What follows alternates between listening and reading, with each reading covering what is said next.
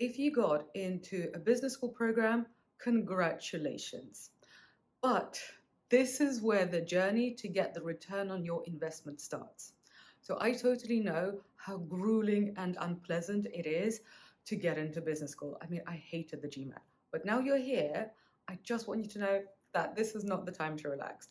So I know people who went to Chicago booth with me who deeply regret the fact that they paid for this very expensive MBA and that they took years out of their career. Whereas for me, it was literally one of the best investments that I have ever made. And why is that? It is because I decided to get return on my investment and I took specific action. So, what I want you to remember from this video is that you can completely fail to get ROI on your MBA investment if you don't take any action. But if you think about your MBA strategically as a strategic investment and you understand what the tool is there for you to do, then actually you can get quite a lot out of it. So, number one is the most important thing is for you to be memorable amongst your classmates. So, say, like, I think at Chicago booth we had probably about 200 people now, yeah, something like that. Anyway, so it's impossible to remember everybody. That's not going to be possible. However, a lot of people remember me. And why is that? It is not because I was always at the top of the class. I was definitely not. But it is because I organized a lot of events. So I was really interested in events on technology and digital innovation and entrepreneurship. That's what I was interested in. And also, I was interested in cultural events. So, for those of you who've been listening to my podcast, you know that generally it's technology and a bit of culture. So, these are the kinds of events that I would organize. So, I would bring in guest speakers, or I would organize a trip somewhere, and basically everybody would get invitations from me, and I would usually be the one on the stage introducing a speaker or interviewing somebody. So, this took time and this took effort, and also this took time away from my studies. But it means that now, I think it's been what, 6, 7 years since I graduated. Now, when I write to somebody and I say, hey, you know what? I know you're a super expensive banker, you're a super expensive lawyer, but I need your help for free. There are people who charge $1,000 an hour who give me all of their help for free because we have that connection. So some of them are my friends, so that would have happened anyway. But a lot of them are people who remember me as somebody who created something useful for them, something fun for them at business school. So be memorable. Be memorable for something, whether that is organizing wine tastings or organizing something professional.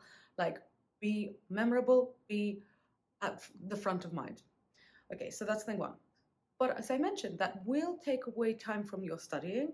And some business school programs, especially INSEAD, which is like 1 year long, or the executive MBA programs where people are working, they're doing really intense class weeks, you basically don't have a lot of time. And so something has to give. And what I'm saying here is that actually do not spend all of your time studying, because being memorable and building your network is actually more important. Because this is not high school. A's here don't matter that much. You can be an average student and then go and get a fantastic job. So you can be an average student at business school and then raise money and start a company. I mean, that's what I did. Whereas I found that the people who were getting A's, they were just heads down. They didn't really build their networks. They weren't particularly memorable. And now, if they were to reach out to somebody and they were to say, hi, I was in your class, can you help me with this thing? A lot of the time, people are going to say no. So is it worth it? Is it worth it to get an A plus in something when a B would have been just fine, when actually then you haven't built that reputation, you haven't built your professional network. So do not fail your classes, because then you'll lose your MBA. Do not fail your classes. Also, some of them are going to be really interesting. You're actually going to want to study.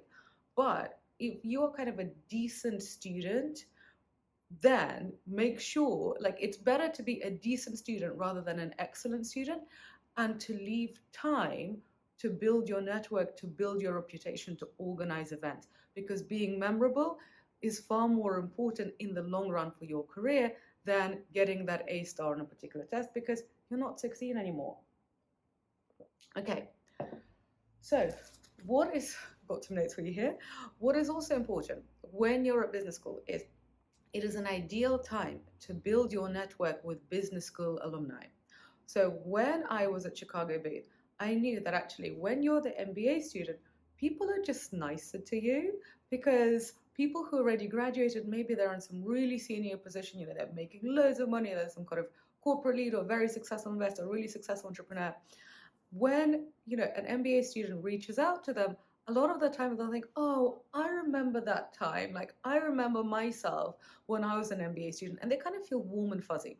So actually, they feel much more warm and fuzzy when you're a student than when you are an alumnus, which, I know now.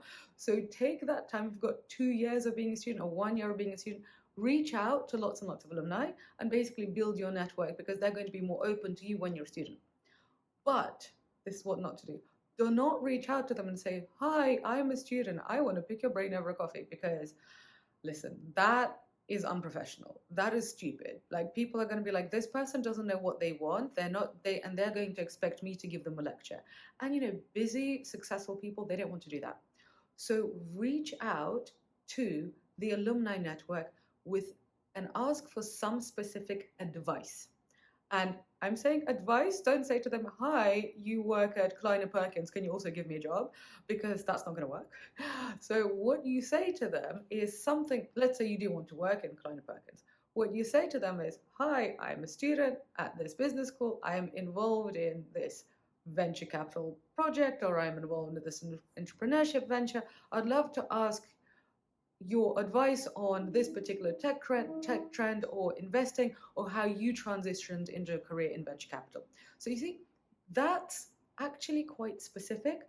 And so then that person will know what it is that you want. Because, for example, I get quite a lot of MBA students reaching out to me, and the ones that I say yes to, the ones that I say, okay, yes, I will give you 20 minutes of my time, which actually is now very expensive, but I give it to them for free, if the question is structured in a smart way. And I understand that, yes, okay, this person knows where they want to go, they know what it is that they want to achieve. So this is not going to be a conversation where essentially I am just dragging information out of them, because that's boring. Nobody wants to do that. And this is my last point. So what really helps to build your network with senior people who are already alumni is when you have some sort of project to reach out to them about. So have some sort of project. So for example, the project could be that you are in the entrepreneurship club and you're organizing events and you're looking for speakers. That's a really good way to build your network and also to be memorable amongst your classmates. Or maybe you are working on an entrepreneurial venture and you are reaching out to people who are in that sector, who are entrepreneurs or investors, to basically get some advice. So having some sort of project basically means that you know what questions to ask, and also that really enhances your MBA experience. Because again, the people that I know who went to business school and really didn't get much out of it, their expectation was, well, now I'm at this top business school, I'm paying all of this money, I'm in this network, and opportunities are just going to come to me. And you know what? Having been to literally one of the top business schools, having taught at several very, very good business schools, I can tell you that an MBA degree that's kind of brand on you, it's really, really good.